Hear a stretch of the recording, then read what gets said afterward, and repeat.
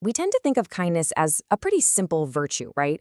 Be good to people. But what if the purest, most perfect form of kindness could actually be, well, destructive?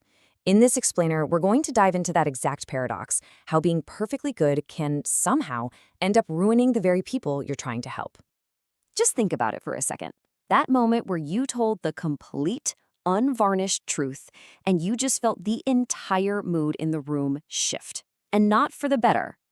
Or what about this one? You pour every bit of your energy into helping someone, only to watch all of your best intentions completely backfire, leaving this trail of chaos and heartache behind. Now, these aren't just random questions. Turns out, a Russian novelist figured out exactly why this stuff happens more than 150 years ago. Fyodor Dostoevsky's novel, The Idiot, isn't just classic literature. It's a shockingly accurate map of human psychology.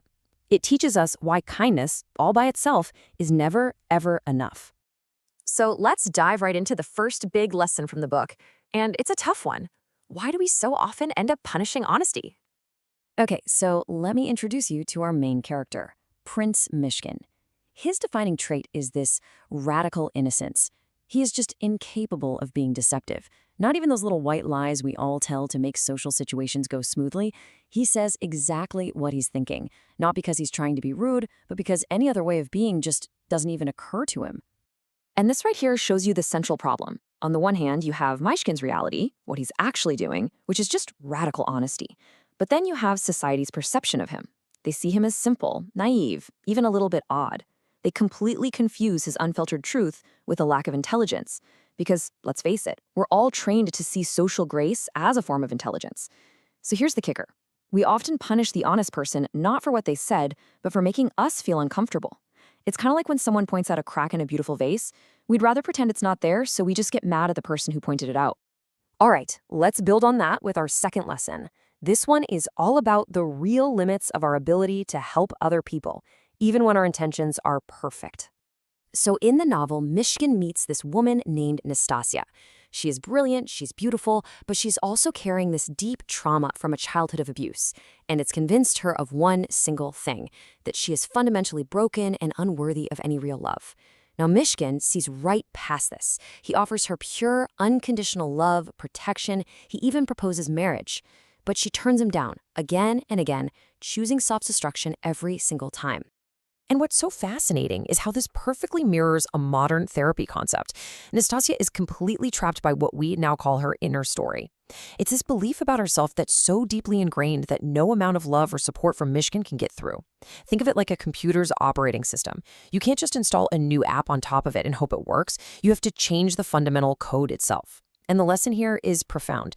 You can offer someone a way out, but you cannot make them walk through the door. Healing has to be an inside job. Okay, so this next lesson is probably the most challenging one in the entire book. It really forces us to look at the uncomfortable truth that sometimes good intentions can lead to absolute disaster. I mean, just look at Mishkin's goals here. On paper, they are completely pure. He tries to love 2 different women without hurting either of them. He wants to save literally everyone from themselves. He absorbs their pain like it's his own. The guy has zero hidden agenda, no malice whatsoever. By any measure, he's the good guy. And yet, the outcome is just devastating. The people he loves the most are driven to ruin not in spite of his goodness, but in many ways because of it. For instance, his deep, compassionate inability to choose between the 2 women he loves. It creates this toxic love triangle that just fuels jealousy and obsession and ultimately leads to tragedy. It just goes to show you that intent is not the same as impact. Caring about someone isn't enough. Without wisdom, without boundaries, and without a clear-eyed look at reality, the best intentions in the world can pave a road straight to hell.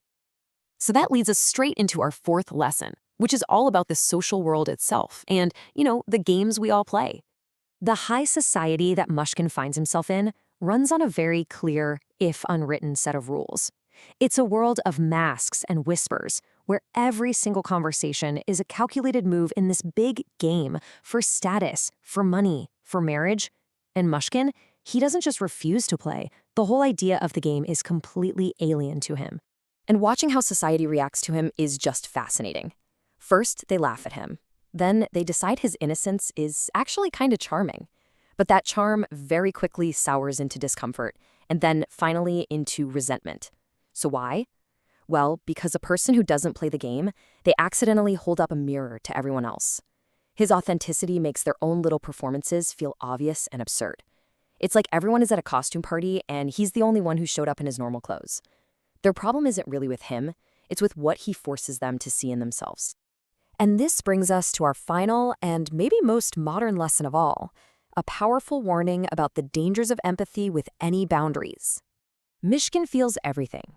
He can sit down with someone and instantly understand their deepest pain. Today, we'd call him a highly empathetic person. But Dostoevsky shows us the dark side of that gift. Mishkin has all this empathy but zero boundaries. He just absorbs everyone else's suffering without any filter to protect his own mind. It's like he's a human sponge, soaking up all the negativity in the room with absolutely no way to wring himself out. In this process, it follows this tragic, inevitable path. You can see it right here. First, he absorbs their pain. Then, because he has no emotional boundary, he gives away every single piece of his mental and emotional energy. And finally, in the end, he just collapses, completely losing his mind in the process. The crucial point here is that empathy that isn't sustainable, that's not a virtue. It's just a slow form of self-destruction. So what is Dostoevsky really trying to tell us with all this? He's not saying that goodness is fake or that it's naive. He really believes some people are just truly good.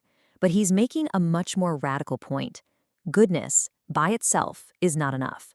Without self-awareness, without limits, and without a real practical understanding of how people actually work, it doesn't save anyone. It just spreads the damage around in a different way. And maybe that's the most powerful thing this 150-year-old novel can teach us today. That what the world really needs from us isn't perfection. And it isn't selfless sacrifice to the point of our own collapse. It's wisdom. So the question to leave you with isn't just, how can I be a good person? But maybe, how can I learn to be a wise one?